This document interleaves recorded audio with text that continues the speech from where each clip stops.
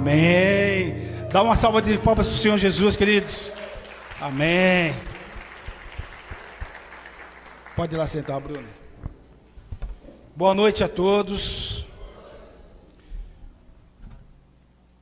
Antes de começar a falar, eu quero... Quem aqui nunca na vida, passou por uma situação difícil? Levanta a mão.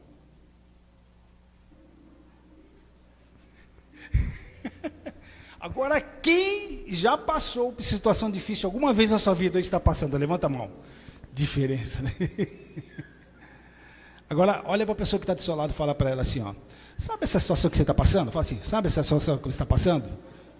Ela vai acabar, fala, vai acabar. Mas fala para ela assim, ó, mas olha de novo para ela e fala assim, ó. Mas tenha certeza de uma coisa. Vai existir uma outra situação e você vai ter que enfrentar em nome de Jesus.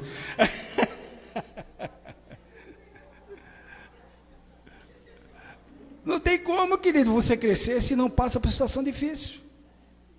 Não tem como crescer se você não primeiro passar pelo processo. Um atleta, para chegar no topo, a Claudinete estava falando de Neymar, tem esse, mas para chegar no topo, tem que passar por um processo.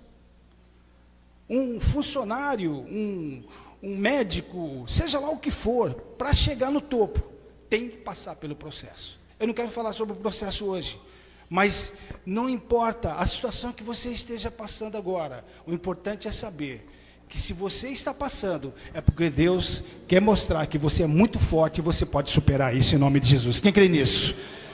Amém?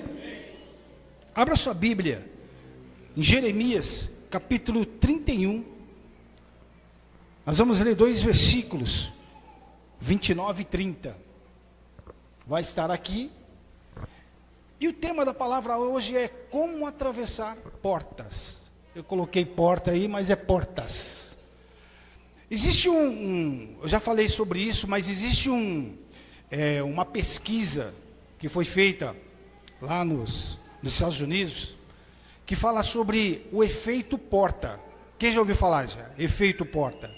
O efeito porta é quando você, por exemplo, você já percebeu em algum momento na sua vida, quando você, por exemplo, você está na sala, você sai da sala, você vai para a cozinha e você olha assim e fala assim, o que eu estou fazendo aqui? Quem já passou por isso? Isso é o efeito porta. Porque a sua consciência, ela está na sala. De repente, do nada, você sai e vai para a cozinha. E quando você chega na cozinha, você fala assim, puxa, o que eu estou fazendo aqui? Aí você vai lembrar, eu vim buscar um copo d'água, eu vou lembrar fazer alguma coisa. Mas isso faz parte, é uma pesquisa que foi feita. E nós vamos falar sobre isso. E eu quero dizer, a princípio, né, primeiro nós vamos ler esse texto. Dá para colocar, Daniel, por favor? Jeremias 31, 29.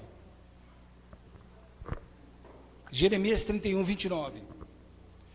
Nós estamos, eu e a Claudiné, no nosso devocional, nós estamos lendo o livro de Jeremias. E é tremendo, tremendo o que Jeremias tem falado conosco, principalmente para mim e para ela. Está dizendo assim, eu vou ler na minha versão, mas você pode acompanhar ali. Se tiver diferença, enfim. Naqueles dias, nunca mais dirão, os pais comeram uva. Obrigado, Marcos. Os pais comeram uvas verdes, mas foram os dentes dos filhos que se embotaram. Ao contrário, cada um morrerá pela sua iniquidade. Fala assim, pela sua iniquidade. E de todo homem que comer uvas verdes, os dentes se embotarão. Sabe, nós, no contexto geral, nós somos muito individualistas. Nós, seres humanos, nós pessoas. Nós somos muito individualistas. Porque quando nós passamos por alguma situação difícil, quando nós estamos passando por alguma dificuldade em nossas vidas, dificilmente nós colocamos a mão na consciência e nós falamos assim, puxa, eu tive culpa disso. Eu é que fui o culpado de chegar nessa situação. E principalmente homem. Homem é pior ainda, porque homem é um bicho, eu sou homem, eu sei como é que é. É um bicho teimoso. É ou não é? Os homens aí. né, Domingos, o primeiro a levantar. É um bicho teimoso, o homem é um bicho teimoso.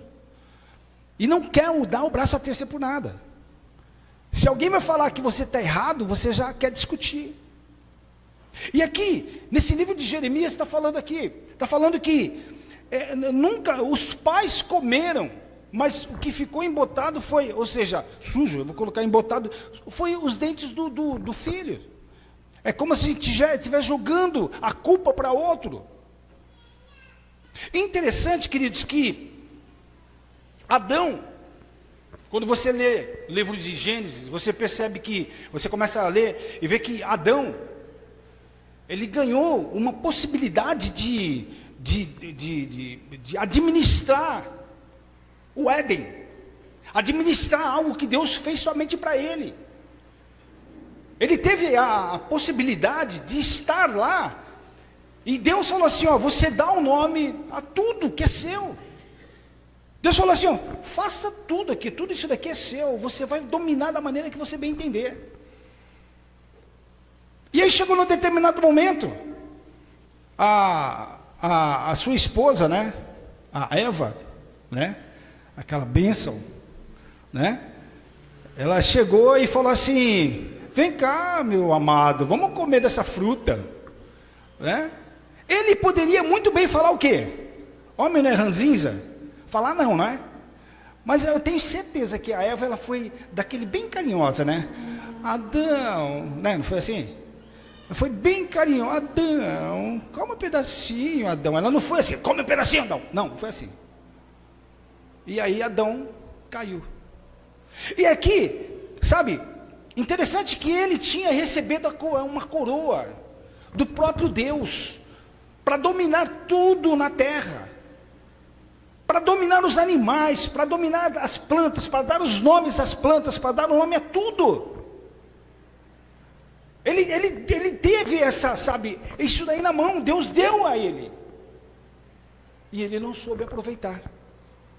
Agora pergunta para a pessoa que está do seu lado e fala assim, quantas chances Deus já deu para você? Pergunta para ela.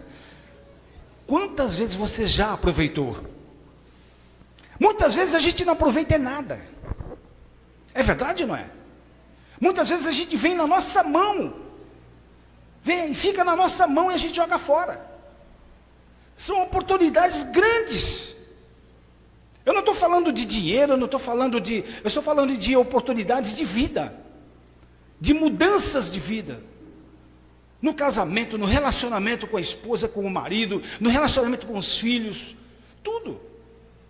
Uma vez a Claudinete estava falando de doação, de você fazer o bem. Eu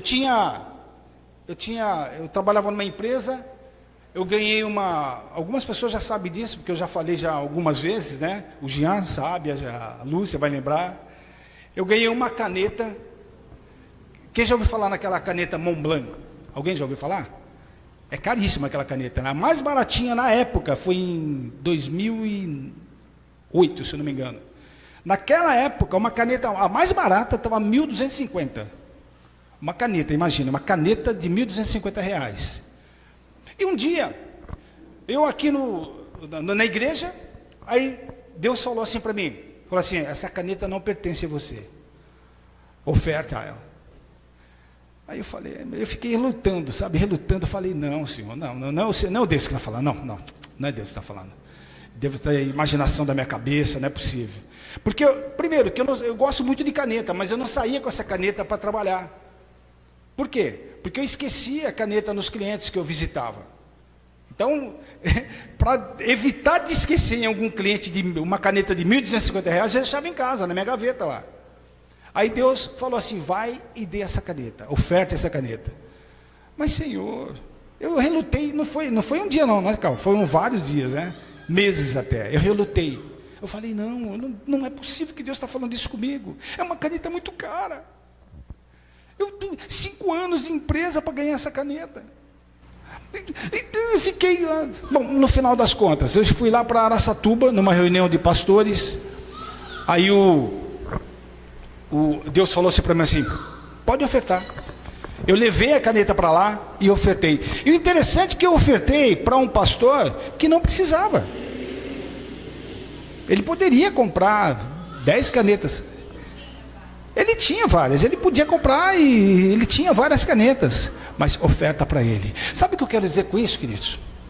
É que muitas vezes o nosso coração é duro demais de não aceitar o que Deus tem para falar conosco. E Deus quer falar de uma maneira muito direta para mim, para você, mas nós tapamos os nossos ouvidos. Quando a gente não quer ouvir, a gente não ouve. Quando a gente não quer, a gente não ouve. Eu não quero saber de explicação. Eu não quero saber o porquê disso, eu só não vou fazer. Eu acho que está errado e ponto final. E é dessa forma que a gente age. Nós somos individualistas demais para entender que quem está falando, está pedindo, é o próprio Deus. E é Ele que está determinando o que eu vou fazer. E quando aqui esse texto fala sabe, os pais comeram, mas os dentes dos filhos que embotaram, significa muita gente hoje, ele para em situações, porque ele diz assim, a minha infância foi muito difícil. O meu pai, ele não me educou direito. O meu pai não me ensinou direito. A minha mãe não me ensinou direito. Eu fico culpando os outros. Aí eu faço as besteiras, porque o meu pai não me ensinou direito. Porque a minha mãe não me ensinou direito. Mas e quem é a responsabilidade de ter feito certo ou errado? A responsabilidade é minha. Quem é que vai sofrer as consequências do erro? Sou eu. Então o que eu quero dizer aqui é que não adianta você ficar culpando os outros pelos erros que você comete. Não adianta você querer apontar para as pessoas algo, se você é que faz as besteiras. Eu, por exemplo, eu já cometi muitas besteiras na minha vida, e ainda cometo ainda. Mas você é pastor, mas sou homem. Você é pastora, mas é mulher. Nós cometemos erros. Vários e vários. E não são poucos.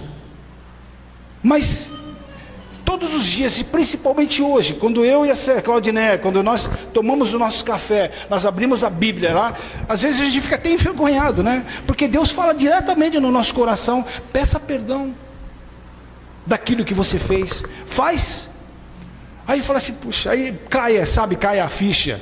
Sabe, não sei se você é assim, mas eu sou do tipo da pessoa, eu estou aprendendo a cada dia, do tipo da pessoa que quando já falou, quem é assim? Quando vira, já fez a besteira. Eu estava comentando esses dias aqui, eu não sei com quem era, aqui acho que foi na célula, que quando eu casei, eu tinha os meus filhos pequenos ainda, eu não conversava com a Claudiné a respeito do que eu ia fazer. Então eu saía de manhã com um carro e voltava à noite com outro carro. Eu trocava ele assim, sem perguntar para ela se ela gostou, se deixou de gostar. Eu chegava e trocava. Eu fazia coisas que, sabe, nem perguntava, e a gente, consequentemente, a gente acabava brigando, ela brigando comigo. Que eu estou aqui fazendo o que nessa casa? Eu estou aqui como estátua? Não, não precisa saber não, deixa, você gostou do carro? Eu gostei, tal, mas aí depois eu compro uma pizza para ela, ela fica, enfim, ela esquece, né? Esquecia na época. Mas quantas vezes eu fiz essas coisas? Quantas vezes eu saía de casa, ia para o banco, ia lá no banco lá e fazia um empréstimo de não sei quantos lá para pagar dívida? Quantas e quantas vezes eu fiz isso? Alguém já fez isso ou não? Ou só eu? Sabe, deve até a lua, mas vai lá e faz empréstimo para pagar toda a lua, e o sol, e o Marte e tudo mais. Eu fazia isso. A consequência é o que é? É se estrepar todo. Adão estava com tudo na mão. Adão tinha o direito, e não só o direito, Deus tinha dado a ele a possibilidade de fazer com que tudo aquilo era dele. Adão, tudo isso é seu, domina da forma que você quiser, faz o que você quiser, coloca o nome que você quiser. Mas ao invés de ele fazer isso, ele se desviou, ele fez as outras coisas, e a consequência vem para quem? Vem para mim, vem para você, homem, mulher. Eu tenho que trabalhar que nem um louco, Você, mulher, tem que trabalhar que nem uma louca. Porque não era assim. Não era desse jeito. Então, não adianta você querer colocar a culpa em quem. Eu fui mandado embora porque o meu chefe não gosta de mim. É mentira. Eu sei que existem as diferenças, sei, lógico. Mas muitas vezes é mentira minha. Porque eu tenho que colocar a culpa em alguém. Porque eu fui mandado embora. A minha empresa não deu certo. Porque eu tenho que colocar, os clientes não foram lá na minha empresa. Eu tenho que colocar a culpa em alguém. A culpa nunca é minha. O meu casamento está ruim. A culpa é da minha esposa. E a esposa fala, a culpa é do meu marido. E os filhos falam, a culpa é dos meus pais. E os pais falam, a culpa é dos filhos. Um fica jogando a culpa para o outro e ninguém se responsabiliza por nada. Por quê? Porque nós somos muito egoístas. Sabe, quando eu falo a respeito de nós deixarmos de colocar a culpa em alguém, eu tenho que olhar para o espelho e olhar para esse espelho e eu falo assim, puxa, como é que você é capaz de fazer tanta besteira? Quem é que já fez isso alguma vez? Olha assim para o espelho e fala assim, como você é capaz de fazer tudo isso, cara? Você mudar toda uma situação, estava tão bem, por que você fez isso?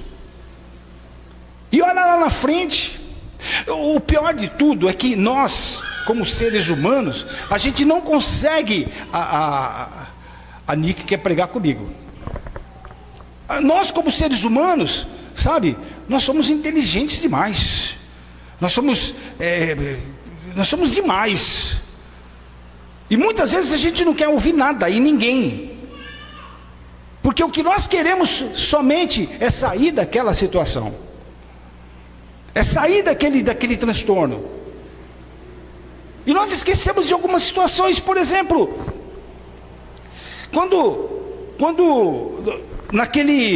no capítulo 15 de Lucas, coloca aí, Daniel, por favor, 15, fala a respeito do filho pródigo. Eu não vou ler aqui, eu só vou ler só o primeiro versículo, a partir do 25, Daniel, por gentileza. E nós falamos a respeito do filho pródigo, aquele que saiu, que o pai recebeu depois, acho que todo mundo conhece, e mesmo quem não conhece a Bíblia já ouviu falar. Mas eu não quero falar do filho pródigo, eu quero falar do filho velho, o filho que ficou com o pai. Está lá em Lucas capítulo 15, no versículo 25, é esse? Tá, diz assim, ó: o seu filho mais velho estava no campo, e quando veio e chegou perto da casa, ouviu a música e a dança. Olha só o que aconteceu, só para você ter uma ideia. O filho mais novo, ele chegou para o pai, falou assim: pai, me dá minha herança que eu vou sair fora, me dá tudo que é meu, me dá aquilo que pertence a mim que eu vou cair fora. E o pai deu a herança para ele. Sabe, eu vejo dois pontos nesse contexto. Um ponto é o seguinte: é o que nós vivemos hoje com relação a pai e filho.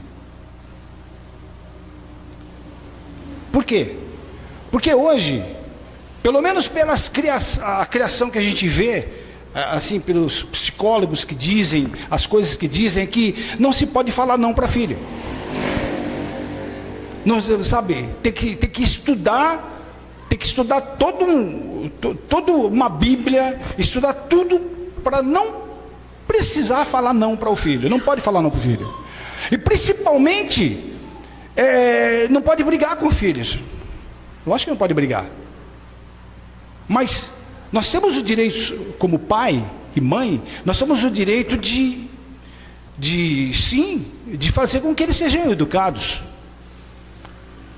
Eu não estou generalizando, mas hoje em dia é muito difícil você criar um filho pequeno. Por quê? Porque o filho, ele faz o que quer. O filho faz bem aquilo que ele bem entender.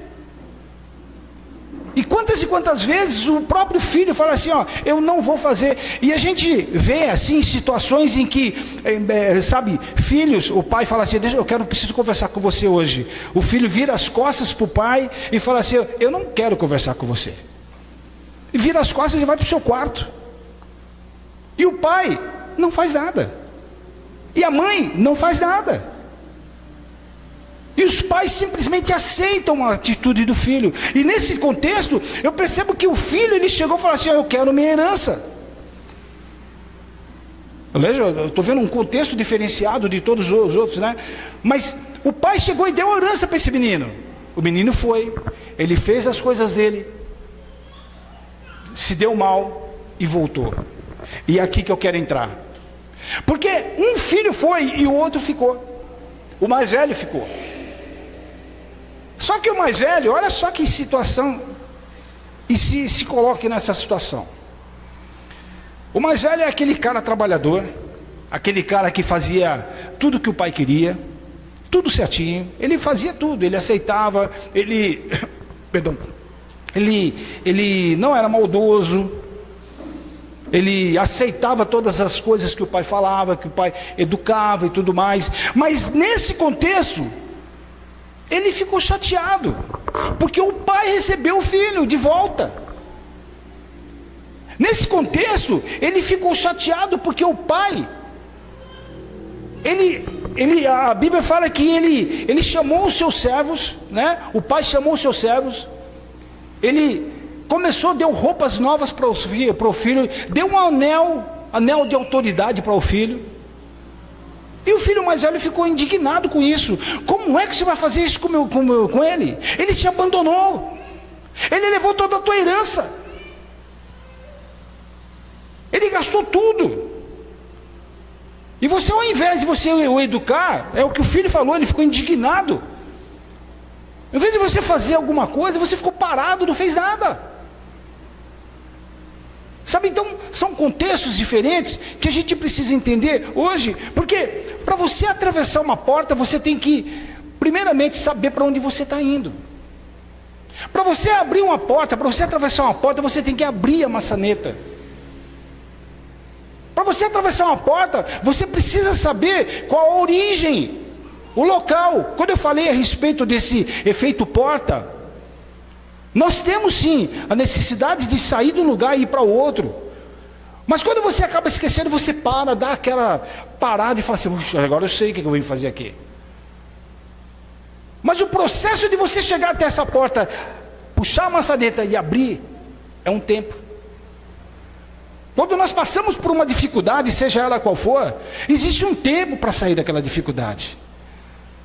Quando nós estamos passando por aquele problema, seja ele qual for, finanças, casamento, seja ele qual for, precisa ter um tempo para poder ser reconstruído. Não é do dia para a noite que a gente sai. Não é do dia para a noite que a gente sai daquela situação. Nós temos que nos esforçar. Nós temos que fazer algo para poder sair daquela situação. Se é finanças, eu tenho que fazer uma análise de todas as minhas finanças, do que eu estou gastando, do que eu não estou gastando, de quanto entra, quanto sai. Para quê? Para poder chegar num ponto. E não é do dia para a noite, a não ser que você receba uma herança. E mesmo assim, muita gente, uma vez a Camila fez uma célula aqui, ela falou isso daí numa pregação dela também, que quando a pessoa recebe assim 100 mil reais na conta, você sabe o que você faria com 100 mil reais na sua conta hoje? Se caísse na sua conta? Quem que sabe? Não sabe não, né? Uns falavam assim, ó, alguns falaram, não vou falar quem é não, mas assim, ó, não, eu vou ajudar minha avó, vou ajudar minha tia, eu vou dar 10 mil pro meu compadre, vou dar, né? Aí olha lá, quando vai ver, cadê os 100 mil? Já foi tudo embora, porque já deu tudo. Sabe qual é o nosso problema? É que quando o dinheiro está no bolso, coça. Ele fica coçando no nosso bolso. Eu tenho que tirar ele logo, tenho que gastar logo, ele está pesando no meu bolso. Por isso que muitas vezes a gente acaba fazendo besteiras. Por isso que muitas vezes a gente não chega em ponto nenhum. Quando nós passamos por uma dificuldade no casamento, sabe, a gente passa uma dificuldade no casamento, na criação de filhos, ou algo parecido, parece que o mundo vai acabar. E realmente, quem passa por dificuldades em casamento principalmente, é difícil você voltar, você se adequar à nova situação e tudo, é difícil. Mas como existe duas cabeças, um homem e uma mulher com cabeças diferentes, existe sim a possibilidade de você mudar. Existe a possibilidade de você dar um revertério. Abrir a porta significa que você quer abrir a porta e passar para o lado seguinte. Significa que você tem que sair do lugar onde você está para poder caminhar até o outro lugar, para poder acertar. Aí você fala assim, puxa, você nunca passou por uma situação dessa. Você que se engana. Eu vou fazer 40 anos de casado agora, em dezembro, 40 anos. Eu já tive que abrir muita porta, a Claudineia também. E portas grandes, pequenas, nós tivemos que abrir muitas portas. Nós tivemos que fazer várias coisas. Porque existe um processo. E esse menino, ele ficou indignado porque o pai deu de tudo para ele. Porque ele saiu de casa, não deveria ser tratado dessa forma. Então, dentro da mesma casa, às vezes, os pais, eles tratam filhos de maneiras diferentes. Eu, por exemplo, tenho 3 filhos. Eu trato os 3 por igual. Segundo eles, eu sou chato por igual. Porque um fala que eu sou chato, né, Bruno? O outro fala que eu sou chato, não é nada.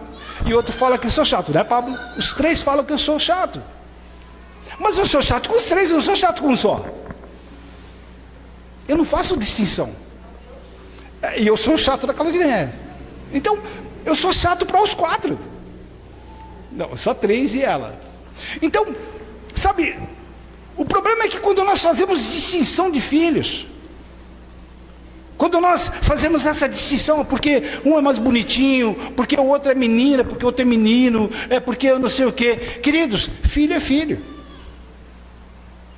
Você tem que tratar por igual.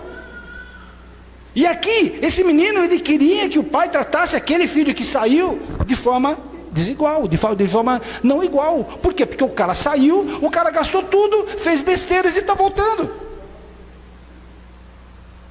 Mas eu quero que você entenda uma coisa.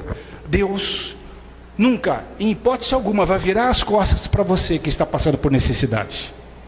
Quem crê nisso, diga amém. Sabe o que vai acontecer agora, queridos? Quando você, nessa situação que você está passando, seja ela qual for, Deus, Ele vai te dar o caminho certo, assim como Ele fez para Adão. Porque Adão perdeu a coroa dele.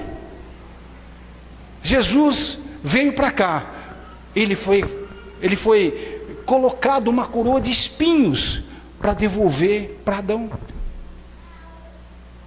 Olha só que interessante. O fato de Jesus ter voltado para cá, ser crucificado, quando ele foi colocado aquela coroa de espinhos, significa que o homem perdeu a coroa, mas foi resgatado por Jesus lá na cruz do Calvário. Em nome de Jesus, quem crê nisso? A sua coroa foi resgatada. Sabe o que significa isso, queridos? Que não importa a situação que você esteja passando, Deus está vendo e Ele vai fazer você sair dessa em nome de Jesus. Quem crê nisso?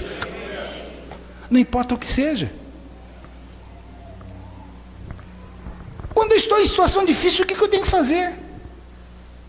Ir para a igreja e ficar olhando, ouvindo o pastor falar? Que é assim mesmo? É assim? O que eu tenho que fazer? Alguma coisa eu tenho que fazer. Eu tenho que sair dessa situação. Eu preciso sair da situação que eu estou vivendo. Eu preciso sair desse transtorno que eu estou vivendo. Eu vou dar uma dica para você. Quem quer receber essa dica hoje? Diga amém. Fala assim, eu quero. Jeremias capítulo 34. Versículo 10 e 11.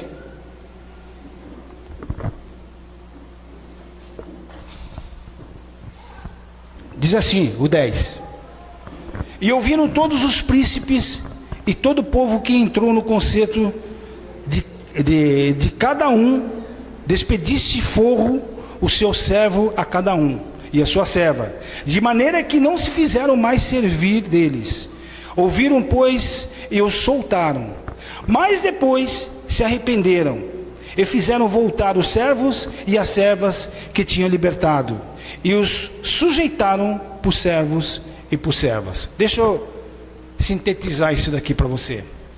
Deus, aqui nesse texto de Jeremias, capítulo 34, ele fala assim, olha, eu vou libertar vocês. Vocês libertam todo mundo. Liberta os servos e as servas. Mais ou menos isso. Deixa, sabe, liberta todos. Vocês vão fazer, vocês vão voltar a ser novamente, sabe, aquele povo que eu já tinha prometido que iria ser. Dar a terra prometida para que ele tivesse uma vida abundante. Mas chegou num determinado momento, aquele povo fechou os ouvidos e falou: nós não vamos ouvir. Eu não quero ouvir, porque quem estava falando aqui era Jeremias. Eu não vou fazer isso.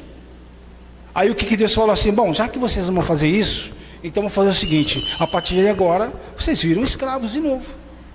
Aí veio Nabucodonosor e escravizou todos por 70 anos. O que eu quero dizer é o seguinte, queridos: uma das coisas que tenho que fazer para mudar a situação que eu estou passando, se eu estou passando, seja qual for a situação, a primeira coisa que eu tenho que fazer é não voltar atrás. Fala assim para a pessoa que está do seu lado assim, ó: não volte atrás nas suas decisões. Se você disse que vai seguir Deus, então siga Deus, queridos, porque é o único jeito de você sair dessa situação. Não voltar atrás é você, sabe, não ficar olhando para as coisas que aconteceram, porque o que aconteceu, aconteceu. Se você fez besteiras lá atrás, já fez, não tem como voltar. Se você errou, acabou, voltou, agora começa tudo do zero. O processo é diferente. Não volte atrás. Quando Deus deu a ordem para Adão, para ele dar o nome a todas as coisas, o que ele teria que ter feito? Ele teria que continuar fazendo o trabalho, não voltar atrás, não olhar e não ouvir a mulher. Continuar. Fazer as coisas que Deus tinha falado. A nossa vida seria diferente. Uma segunda coisa que eu preciso fazer é edificar. Edificar e consagrar. E eu vou explicar isso daqui. Abraão, ele levantou e ele edificou 4 altares. O que é edificar? Eu já falei sobre consagrar. Consagrar está em Neemias, no capítulo 3, o versículo 1 e 2. Quando Deus fala a respeito de você atravessar a porta do gado. O que significa isso? Foi a única porta que Jeremias reconstruiu, que foi edificada, que foi consagrada. O que significa isso? Tudo que você colocar nas suas mãos, se você recebe um salário, se você recebe uma herança, se você recebe uma promoção do seu trabalho, se você recebe um carro, se você recebe, o que você receber, consagra ao Senhor. Consagra a Ele, fala assim: Senhor, esse é seu, Senhor. E quando você consagra ao Senhor, o que acontece? Você tira da sua responsabilidade isso, e você joga a responsabilidade para Deus. Quem crê nisso?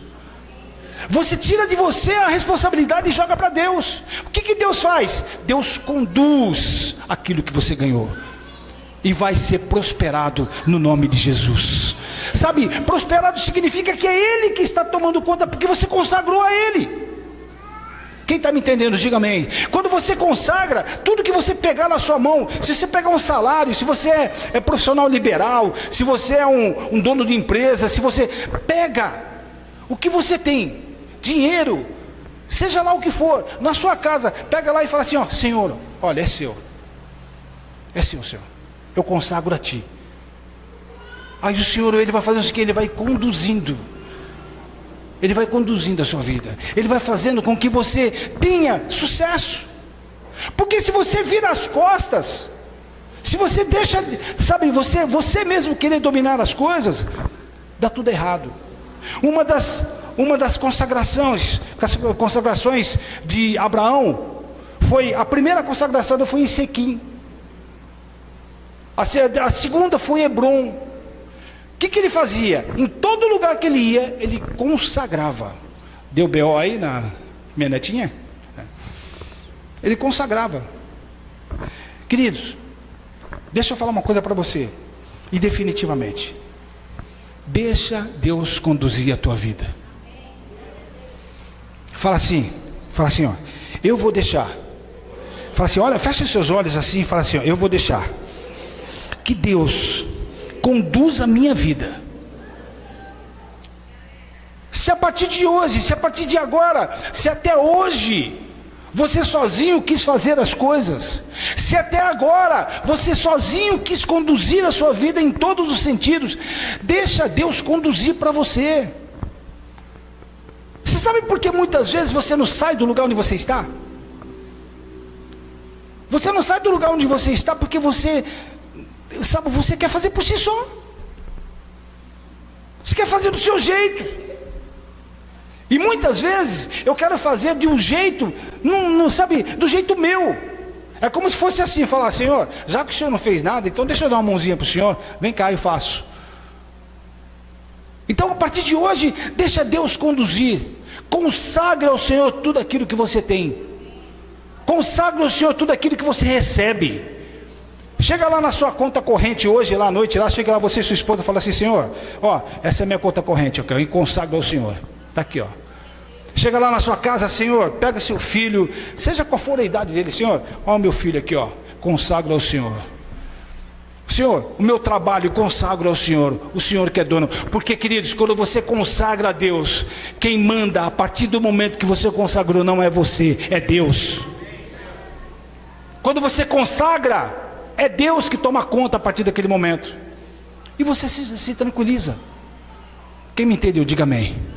Sabe, deixa as coisas serem conduzidas por Ele. Deixa que Ele faça.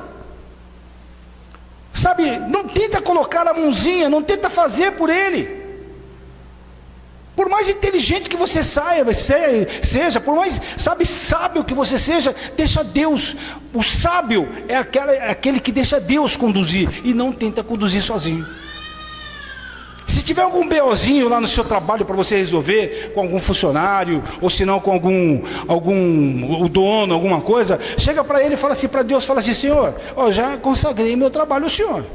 O Senhor já sabe, já entreguei, é seu. O que eu vou fazer lá é o Senhor que vai conduzir. Se eu vou pedir demissão, se eu não vou pedir demissão, se eu vou pedir aumento, se eu não vou... Querido, Senhor, é o Senhor. Queridos, hoje nós vamos tomar a ceia. Hoje nós vamos tomar a ceia. E eu quero que você saiba de uma coisa. Quando nós falamos a respeito de ceia, nós falamos que todas as vezes que nós tomamos a ceia é porque nós estamos lembrando daquele momento fatídico, onde Jesus, lá na cruz, entregou-se por mim e por você. Ele se entregou sua própria vida por mim e por você. Eu vou contar um negócio que aconteceu lá naquela época, lá de Jesus. Você sabia que em 1668, quem era nascido nessa época aqui? Ninguém? 1668, um delegado de Paris, ele ordenou que todas as residências que fossem construídas naquela época tinham que ter banheiro. Ou seja, antes disso não existia banheiro dentro de casa. Assim, aquele banheirinho que você tem, bonitinho, tal, que você fica lá lendo o seu jornalzinho, tal, não existia isso daí. Antigamente, lá em Roma e na Grécia, o banheiro era coletivo. Ou seja, não era assim, à luz do dia, apesar que os gregos faziam isso ao ar livre, e os romanos também faziam isso. Mas os romanos, eles faziam isso num lugar fechado. Então tinha assim, ó, era uma latrina, onde tinha uma latrina gigante, onde tinha assim uns 5 a 6 buracos assim, né? E as pessoas se sentavam lá e faziam suas necessidades. Então ficava, de um lado ficava uma fila e do outro ficava outra. Pode pesquisar isso na internet que você vai ver. Ficava outro. Então a pessoa ia lá, fazia suas necessidades, o número 1, o número 2. E tinha uma vara, uma vareta, que na ponta dessa vareta tinha uma bucha, isopo, se chamava isopo, né? O que eles faziam? Ele pegava aquele isopo e do lado tinha uma vasilha de água e uma vasilha de vinagre. Então o que eles faziam? Eles pegavam aquela varinha, passava na água, limpava os seus órgãos, né, o que ele tinha feito de sujeira, e depois ele voltava para a água e passava no vinagre, porque o vinagre ele fazia, como é que é? Desinfetava. E ele passava para o companheiro do lado, que fazia a mesma coisa e assim sucessivamente. Agora você reclama do seu banheiro que você tem em casa, né? Que você tem... Quem é que reclama do seu banheiro? Imagina naquela época como é que era. Jesus estava na cruz. Aí ele chegou, ele falou que teve sede. E a Bíblia diz que aqueles soldados, aqueles homens, pegaram uma vara, né? Uma vara com isopo, né? Com isopo, molharam no vinagre e deram para Jesus. Por que eles fizeram isso? Tem um porquê. Na Bíblia, tudo tem um porquê. Eles fizeram isso pelo seguinte. Por quê? Porque Jesus, todos os lugares que ele ia, ele pregava o Evangelho. Todos os lugares que ele ia, ele falava das boas novas. Então, o que aqueles romanos quiseram falar quando deu aquele vinagre para Jesus? Por quê? Porque aquela bucha veio do banheiro. Aquela bucha que estava lá, aquela vara, veio do banheiro. Ou seja, das latrinas. E latrina o que é? Onde tem o quê? Sujeira. O que eles queriam dizer com isso? Eles queriam dizer que Jesus só falava porqueira. Então eles iam o quê? Limpar, desinfetar a boca de Jesus. Você sabe qual é o nosso problema muitas vezes, queridos? Às vezes as pessoas olham para nós e falam que nós falamos besteiras, porque nós falamos de Jesus. E elas querem tampar nossa boca com isopo em vinagre, que foi limpo, que foi sujo, né, na latrina. Então dizem que nós falamos besteiras. E quando as pessoas falam para você calar sua boca, quando as pessoas falam assim, você fica falando muito de Deus que vai te ajudar, que não sei o que lá, isso não é verdade. Quando as pessoas falam isso, você fala assim, foi o meu Deus que me tirou de onde eu estou. Quem crê nisso? Se Deus tirou de você, tirou do lugar onde você estava e te colocou no lugar maior, no lugar de vitória, no lugar de restauração, então é Deus que vai fazer com que a sua vida seja conduzida para a vitória, no nome de Jesus. Quem crê nisso? Não entendam que aquele vinagre foi para limpar a sua boca, muito pelo contrário. Quando te derem vinagre, veja que aquilo não vai servir para você. Quiseram calar a boca de Jesus, assim como querem calar sua boca. Quiseram desvirtuar a vida de Jesus. Quando o diabo levou Jesus lá no deserto, ele provocou Jesus. E às vezes o diabo fica provocando, fazendo com que você, se desvirtue dos caminhos do Senhor. Não vai dar nada não, não vai acontecer nada não. Olha, tudo que você falar é besteira. Deus não vai mudar nada na tua vida não. É tudo mentira de Satanás. Ele quer derrubar você. Ele quer destruir a sua vida, a sua família. E você não vai aceitar isso no nome de Jesus. Quem crê nisso? Fala assim, eu não vou aceitar isso. Fala assim, eu não vou aceitar isso. Eu vou lutar pela minha família. Eu vou lutar pelos meus filhos, pela minha esposa. Eu vou lutar pela minha empresa. Eu vou lutar. Que você começa a declarar agora. Feche seus olhos e começa a declarar. Eu vou lutar pela minha vida, pelo meu trabalho, pelos meus empregados. Eu vou lutar pela minha família, minha esposa, meus filhos. Eu vou lutar pelos meus bens. Eu vou lutar pela minha saúde no nome de Jesus. No nome de Jesus, queridos. Meninos, venham para cá.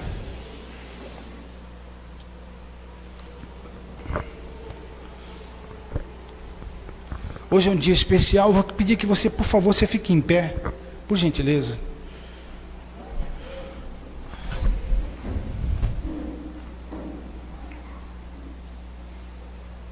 Hoje é o dia da ceia.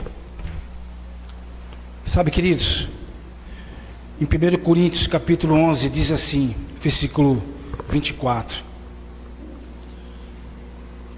e tendo dado graças, o partiu e disse: tomai, comei, isto é o meu corpo, que é partido por vós, fazei isso em memória de mim. Deixa eu falar uma coisa para você.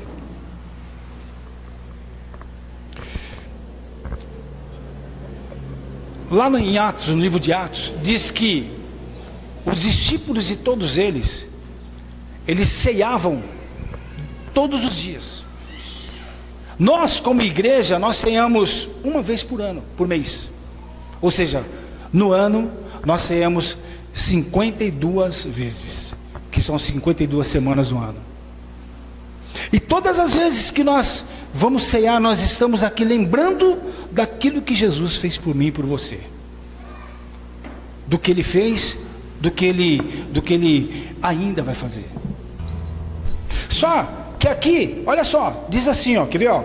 Portanto, qualquer que comer esse pão e beber o cálice do Senhor indignamente, será culpado do seu corpo e do sangue do Senhor. O que quer dizer isso? Primeiro, você vai comer, você vai ver que é um pedacinho de bolacha e um suco de uva. Isso não vai encher sua barriga, mas isso é para você se lembrar daquele momento de Jesus lá na cruz, pela minha vida e pela sua vida. A primeira coisa que eu tenho que fazer, o que é? É aceitar o Senhor Jesus como Senhor e Salvador da minha vida. O que eu tenho que fazer? Senhor, eu quero que o Senhor entre no meu coração e faça morada no meu coração. Eu tenho que definir de uma vez por todas que Ele esteja, eu consagrar minha vida para Ele, que Ele esteja dominando a minha vida. Segundo ponto, se você já é de Jesus, mas se você tem algum problema, alguma situação, de repente você brigou com seu marido, ou brigou com sua esposa, ou brigou com seus filhos, ou teve alguma desavença com alguém, sei lá. A única coisa que você tem que falar é chegar nesse momento agora, crucial, chegar e falar assim: Senhor, como é que eu faço? Se a pessoa não estiver aqui, pede perdão para ela. Mas se ela estiver aqui, chega para ela, dê um abraço nela e fala assim: me perdoe. Quando você faz isso, quando isso acontece na sua vida, você está consagrando a sua vida para o Senhor. Ele que faz. Você está edificando, porque existe uma diferença muito grande entre você edificar e você consagrar. Abraão, ele edificou 4 altares. Edificar é construir, e consagrar é entregar a Ele. Hoje Deus está te dando a oportunidade de você edificar a tua vida, de você consagrar a ela, ao Senhor. Se você ainda não aceitou o Senhor Jesus como Senhor e Salvador da sua vida, mas se nessa noite você quer aceitá-lo como Senhor e Salvador da sua vida, porque você sabe que a única forma de você sair de todos os problemas é consagrando a sua vida para Jesus. Eu queria que você levantasse suas mãos. Nós vamos orar por você. Se você nunca aceitou Jesus como Senhor e Salvador, e se nessa noite você quer, se nessa noite você, não, Senhor, eu quero. Eu queria que você, individualmente, você chegasse e falasse: Senhor, eu quero aceitar o Senhor como Senhor e Salvador da minha vida. Levanta a sua mão se você quer isso. Amém. Eu queria que vocês que levantaram as suas mãos, feche seus olhos, por favor. E repita o que eu vou falar para você. Senhor Deus, eu entrego a minha vida ao Senhor. E peço, Senhor, que o Senhor venha morar no meu coração. Faça morada no meu coração. E escreva o meu nome no livro da vida, para que nunca mais seja apagado. No nome de Jesus. A partir de hoje, queridos, você é cristão. A partir de hoje, você é uma pessoa que aceitou o Senhor Jesus como Senhor e Salvador. Você está edificando um altar na sua vida. A partir de agora você começa a consagrar. Então tudo que chegar na sua mão, tudo que acontecer a partir de agora, você vai consagrar. Por isso que diz aqui: portanto, todo aquele que comer o pão e beber do cálice do Senhor indignamente será culpado do corpo e do sangue. Ah, mas Senhor, eu fiz muitas coisas erradas. Ah, Senhor, eu já sou de Cristo, mas eu cometi erros. Não tem problema, porque Deus, Ele te perdoa a partir do momento que você quiser.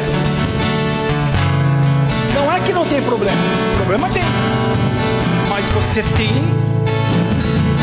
a responsabilidade de chegar a falar assim: Senhor, eu quero me redimir, eu quero mudar minha vida agora, no nome de Jesus. Então nós vamos passar a ceia agora. Pedir para o Marcos passar. Deus, tua graça nunca falha. Todos os dias eu estou em suas mãos. Desde quando me levanto até eu me deitar, eu cantarei a bondade de Deus. És fiel em todo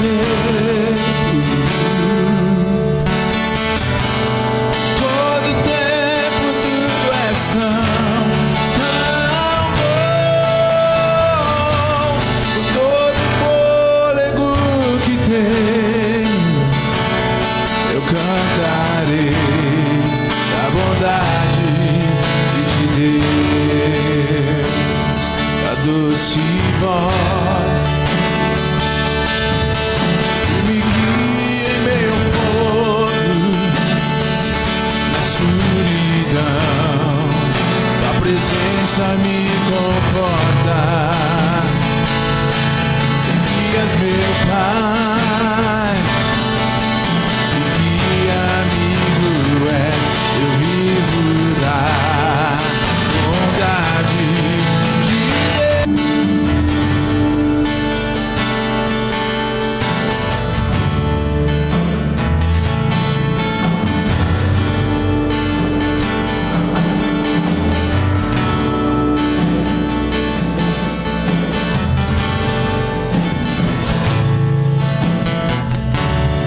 Quando você pegar, levanta o pão.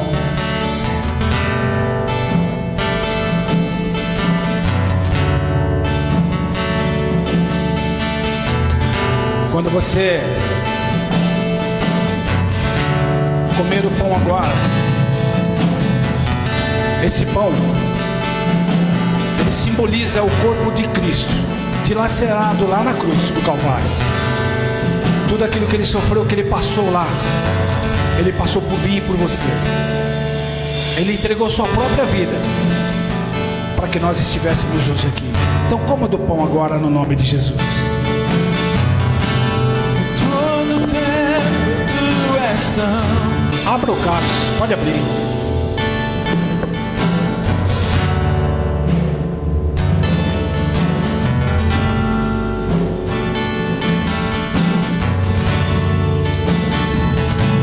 O cálice com esse suco de uva simboliza o sangue de Jesus Cristo derramado lá na cruz. Sangue é vida. Significa que quando você toma esse suco de uva, representa que o seu sangue está sendo misturado com o sangue de Cristo. E todas as vezes que você consagrar, você está consagrando a sua vida para Cristo Jesus. Toma agora, no nome de Jesus.